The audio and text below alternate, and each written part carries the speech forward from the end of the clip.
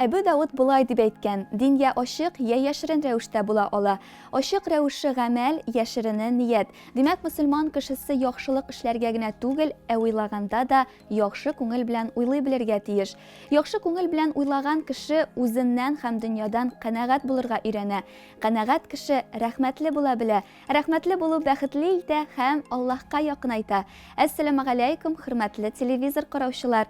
Сезне хәзинә тапшыруында мин Рәмзия Вәлиева сәламлыйм.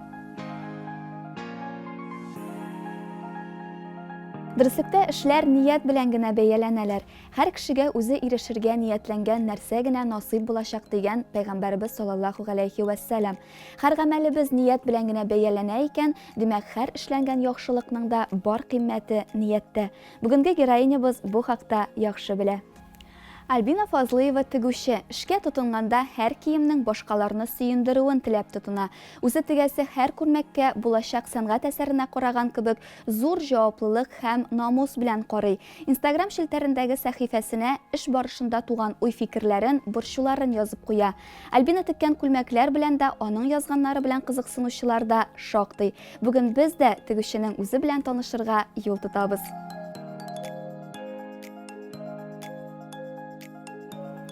Альбина Фазлыева күп бала әнисе һәм өстәвенә бүгенге әйтеп әйткәндә блогерда. Ул үзенең уйлары, хис-кичерешләрен язылучылары белән бүлешә. Язмаларында, теккән киемнәрендә затлылык күренеп тора. Без бүген Балтачта Альбина гаиләсендә кунакта. Инде Альбина, синең дә безнең тапшыру өчен шын хәзинә булачагыңа ышанабыз. Әссәламу алейкум, хәерле көннәр. Ва алейкум әссәлам, Рәмзия, сезнең белән күрешүемә бик шатмын. Без дә бик шатбыз һәм инде ниһаятында тамашачыларыбызны да таныштырып китәсе килә. Кем микән ул Альбина Фазлыева? Әйдәгез әле берничә сүз үзегез хакында. Мин Киров өлкәсе Нократ авылы Урташин авылында туып үстем. Анда 11 сыйныфны тәмамлаганнан соң Казанга тегү колледжына кердем. 3 ел укып бетергәч, Бөрбаш авылына кияүгә чыктым. Бөрбаш авылы дигәч, инде безнең барыбызның да күз алдына Татарстанның баш казые Җәлил хәзрәт килеп баса һәм инде Альбина Фазлыева Җәлил хәзрәтнең килене. Әйе, әлхәмдүлиллаһ. Һәм инде Альбина безнең тапшыруның традициясе буенча без бүген мастер-класс алып китәсе килә сездән, димәк, эшкә тотынасы килә. Бик рәхәтләнеп, мин сезгә бүген никах күлмәкләре тегүнең серләрен күрсәтермен. Уларга тапшырып башлыйбыз. Киттек. Альбина, эшне нәрсәдән башлыйбыз, нәрсәләр бизибез без бүген? Менә бу минем эшләнә торган никах күлмәге. Бу инде тегелеп бетте дияргә була. Хәзер моны кружевалар белән бизисе генә кала. Мин сезгә шушы кружевалар белән бизәү процессын күрсәтеп үтәсем килә. Бизәгән вакытта, менә шушындый кружевное полотно алам мин һәм рәсемнәрен аны тигез итеп кичкенә генә кочы белән шушы рәсемнәрен кисеп алырга кирәк була. Сез миңа ярдәм итәчәксезме? Әлбәттә. Минем дә бу эшкә өйрәнеп карыйсым килә. Шушындый остабикә булганда инде бар тәмен тоеп калырга кирәк. Менә сезгә дә кочы бирәм хәзер. Бар тик шундый бәләкәй кочылар белән генә эшләнелә инде бу эшләр. Әйе, бу бик вак эш. Моңа бик күп вакыт кирәк. Һәм нәзерәк итеп куйык.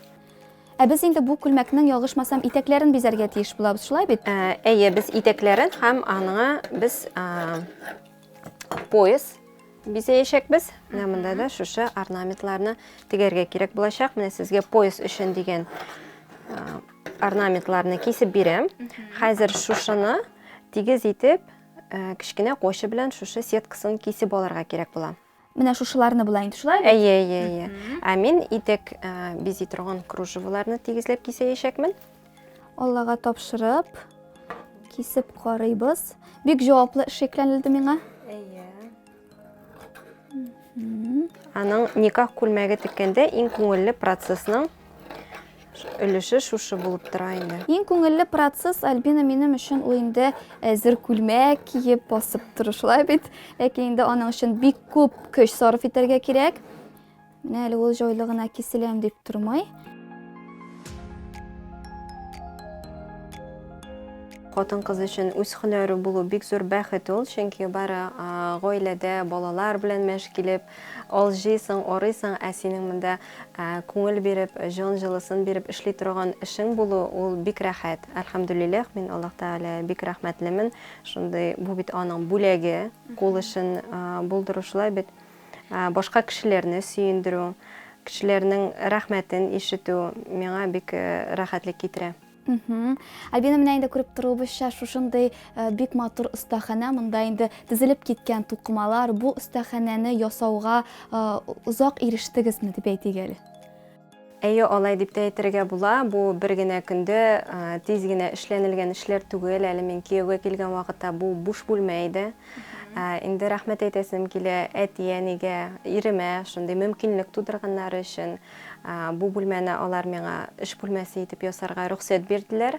Һәм әкрен-әкренләп эшләү дәверендә акча туплап, аны шулай оештырырга, менә җиһазларын, материалларны күп итеп алып кайтырга насыйп булды, әлхәмдүлилләх. Хәзер монда бөтен мөмкинлекләр дә бар. Кешеләр килә, материал сайлыйлар, моделне бергәләп уйлыйбыз һәм инде примеркаларга киләләр. Шулай итеп менә эш әкренләп бара. Блогер ул бит инде бөтен хис кичерешләреңне ачып салу дигән сүз, шулай бит. Зур аудиторияга, әмма бөтен күңелеңдә булганлыкны халык белән бүлешкәч, эштә бушлык калмыймы?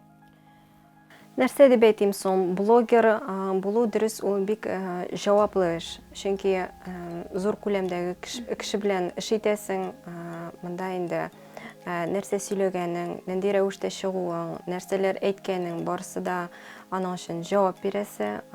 Ул уйлап эш итәргә кирәк дип әйтер идем. Мин инде күбрәк тырышам кешеләргә матурлыкны күрсәтергә. Хәзерге заманда монзорлар, әйтик, негатив моментлар бик күп күрәбез, бик күп ишетәбез. Шуңа күрә инде мин үземнең блогымны кешеләргә матурлык күрсәтәсем килә, аларга кул эшләренә мәхәббәт уятасым килә. Менә бу интернет ул вакытны күп аламы соң, блогер булу? Әлбәттә, ул вакытны бик күп ала, чөнки вакытында постта кертергә кирәк, сториста төшерергә кирәк, аның үзенең алгоритмлары бар Инстаграмның. Монда инде үзеңә баланс куюда кирәк. Баланс булса, әйтик, син үзеңә күпмедер вакытны Инстаграм өчен куясың, күпмедер вакытны әйтик тегүгә билгелисең, әле гаиләдә бар бит, 3 бала бар, аларга да игътибар кирәк. Ашарга да әзерләргә кирәк, әлхәмдүлилләх, инде әти-әни дә балалар карарга да, өйдәге эшләргә дә ярдәм итәләр. Мин аның өчен бик сөенәм, бергә яшәгәнебез өчен. Әкренләп була, әлхәмдүлилләх.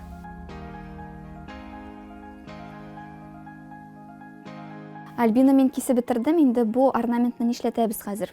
Хәзер менә без моны бутаның кирәкле өлешенә куябыз. Инәләр белән беркетәбез. Әле тегесе. Хәзер шушыны үтә күренмәле җеп белән кулдан барысында әкрен генә тегеп чыгабыз кырый-кырыйларыннан. Мен инде бу процессны карап өйрәнеп торырмындыр. Альбина, менә тегү башланганчы бик инде җитди сорауда берип китәсе килә. Дингә килүегез ничегрәк булды микән? Бу инде мәктәптә укыган вакытта без бит инде коммунизм заманында туган кешеләр, шулай бит гаиләбез инде дин турында бер нәрсә дә белми идек дип тә әйтергә була. Һәм ничектер әтием белән икебез бер юлы мин дус кызларыма ияреп мәчеткә укырга йөри башладым.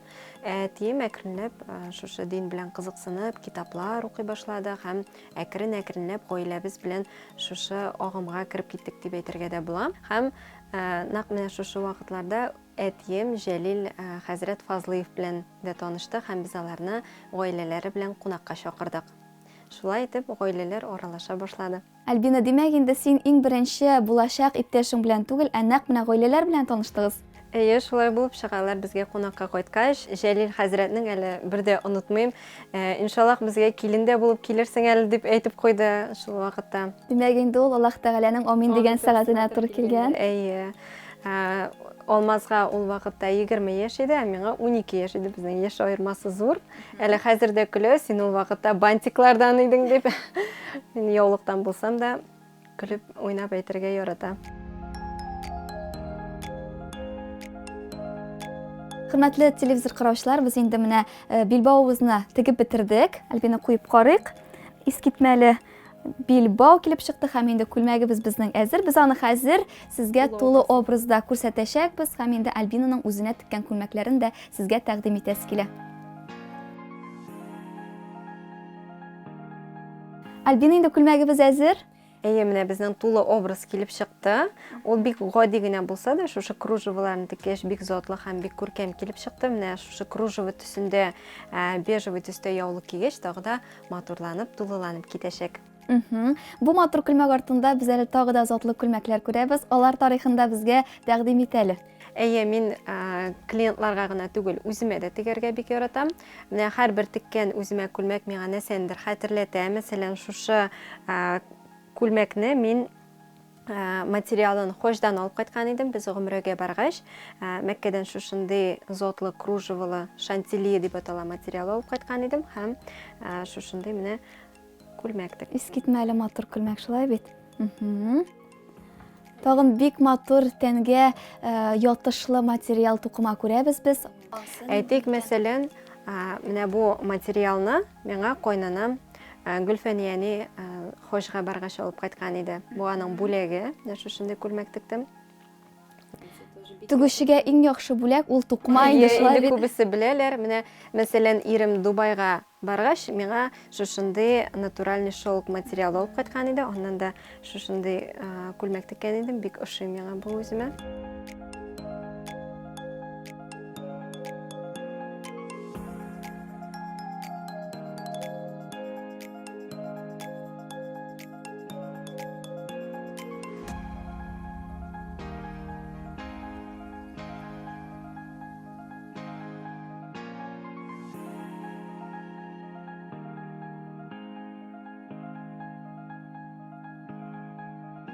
Инде Альбинаның гаиләсе белән дә якыннан таныштырасы килә. Альбина, сүз сиңа. Менә монсы балаларым, улым Хәлим, зур кызым Зәйнәп, монсы безнең әниебез. Альбина, менә син бит инде төп йорт килене, 3 бала тәрбияләйсең, үз эшең белән шөгыльләнәсең. Менә буларның барысына да ничек өлгерәсең? Әлхәмдүлиллаһ, Аллаһның ярдәме белән инде бу барысы да яратып эшләсәң, бергә ярдәмләшеп, бергәләп эшләсәң, була ул. Әлхәмдүлиллаһ, әле әти-әниебез бар. Алар безгә бик нык ярдәм итәләр, балалар карашырга да, өйдәге эшләрне дә. Әлхәмдүлиллаһ. Әти-әниләргә зур рәхмәт. Әниләр турында сүз чыккан икән инде. Альбинаның кайнанасы Гөлфәния апа сезгә дә сүз биреп китәсе килә. Альбина турында үзегезнең фикерләрегезне тамашачыларга җиткерегез әле. Безнең Альбинаның теле тәмле, йомшак. Килешеп яшәгәч, өйдә бернинди проблема да юк, Аллага шөкер. Альбина, шулай ук төп сорау биреп китәсе килә. Менә бит инде син шушындый матур ишле гаиләдә килен булып яшисең. Син үз тормышыңнан канәгатьме? Әлхәмдүлиллаһ, мин үзем дә төп йортта үстем. Менә хәзер төп йортка кияүгә килдем килен булып. Мин бик бәхетле, балаларым бар, яхшы әти-әниебез бар, ирем әйбәт, әлхәмдүлиллаһ. Мин бик бәхетле дип саныйм үземне. Альбина, мин бик шат булдым бүгін сезнең белән якыннан танышуыма һәм инде гаиләгезгә исәнлек, саулык, муллык, бәрәкәт телибез. Үзегезгә дә бик зур рәхмәт. Аллаһның рәхмәте булсын. Ассаламу алейкум. Ва алейкум ассалам.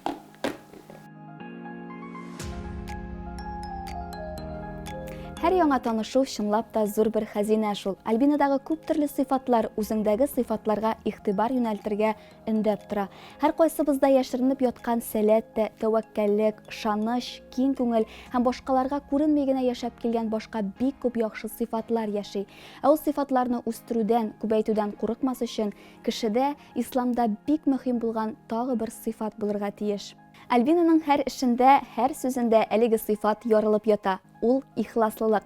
Ихлас булыгыз. Ихласлык хак юлга, хак юл җәннәткә илтә дигән Аллаһның илчесе саллаллаһу галәйһи ва сәлям. Димәк, шушы гади генә сыйфат та зур бер хәзинә. Һәр тапшыруыбыз сезнең өчен хәзинә булсын, асылыгызга, Аллаһка якынаерга этәргеч тудырсын иде. Ассаламу алейкум ва рахматуллаһи ва баракатуһ.